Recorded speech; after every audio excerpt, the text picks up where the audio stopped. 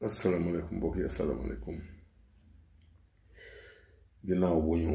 santee borom bi julli si sangub sang yi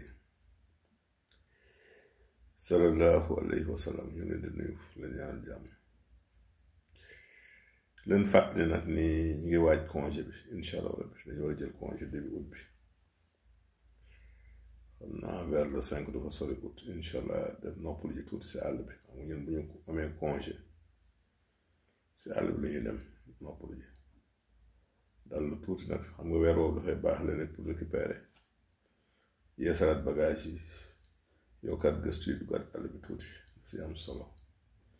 am na yenn xeetu gëstu yoo xamante ni tuuti si wàllu baatin foo nga jël recul tuuti pour mën ko def ñaar leen nag bu ñu del see incha allah rabbi lépp luy tawat rek wala mébétu askan wi ñu mën bu ñu mën indi saafara si lépp indi si li si ëpp saafara si kàttanu yàlla ñaan yàlla rek mu jaar fam daan jaar ba wan ñu si yu bëri si kàttanam ngeen ñaanal ni loolu kon ñi nga xam ne daal dañ fi doon faju te war a jëlaat garab ñu bàyyi si xel xam ne bu ñu ko defut fii ak le 5 août mun naa jafe ñu jéem a ñëw bare boobu rek ñëw renouveler seen traitement bala ñuy dem ñi nga xam ne yàlla def na bëgg nañ ñëw di xëcc bopp ba léegi nañu insister ndax ne comme école tëj na am naa tuuti temps daanaka jour yëpp laay liggéey sauf àjjuma bi rek laay dallu kon ngeen profité rapidement numéro bi moom ni ñu ko joxee toujours rek 77 la 318 17 50 77 318 17 50 mooy numéro bi ku si jaar daal incha allah ba am rendez-vous boo ñëwee ñu xool lu ñu la mën a dimbale bala ñuy dem ñu dimbale la ko di ñaan yàlla yokkaat jàmm si réew mi bàyyi fi ñaan yàlla bàyyi fi jàmm fekkal ko fekk daal te am nañ ci yaakaar yàlla yokk xéwal yi bu baax a baax a baax te aar leen aar ñu mais xam nga du suñu coobare lañ koy defee mais bu ñu sayoon vraiment du ñu dem ndax xam nga weeru yàlla nga toog ko fajoo dina metti si nit ñi xam naa loolu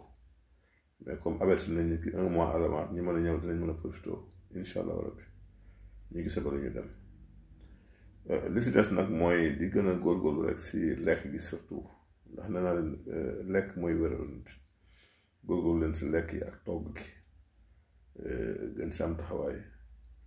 yi nga xam ne bëgg yaram bëgg ko ngeen moytu ko yu niin yeeg xorom su bëri seeg suukar ngeen yemale ko di gën di lekk légume di xool li ngeen di togg aussi lu si am solo la xool atmosphère bi ngeen di nooy ngeen koy xool aussi wàññi pollution bu métti bi atmosphère bi baaxul kon daal yàlla na yàlla dooli taw feex ak jàmm leen wax ne daal bu ñu demee da ngeen sori mel na ngeen jige ndax it congé teewul ngeen dégg ma xam naa ne faj mi xëy na mooy arrêté mais ku si am soxla it boo envoyé email si sambamara24@yahoo.fr bu dee lu jàmp la daal di jox ay conseils ay tegtal yu ma def le temps que ñu ñibbi si incha allah rabbi ba mën a jublu si luy indi saafara kon daal réew maa ngi noonu ñaan yàlla saxal fi jàmm yokk fi xew yokk fi naataange xam ne rek réew mi benn bopp la kenn mën ko xar ñaar kon yàlla na yàlla wéral sàmm ñu aar ñu dimbali ñi fi nekk di ba lii ñuy tabax mu sotteeg jàmm kon loolu vraiment moom la ñuy ñaan fu ñu toll te it am nañ ci yaakaar bu baax a baax a baax kon daal ñu ngi ñaanal ñëpp leen wax ne lii xibaar la bu ñu leen doon jox rek du tey même si biir congé bi dinaa def ay émission direct de temps en temps xëy na du jigéente comme ni la nekk bu njëkk pour que laaj yi nga xam day jot a jaar ma recouper leen mën na di ay tontu si loolu kon ñu ñaan leen rek ñaan la xéwale te aar yokku tànn yokku wér yokku naataange sew bi ñu ngi ñu ziar ñëpp di ziar njóobi ni surtout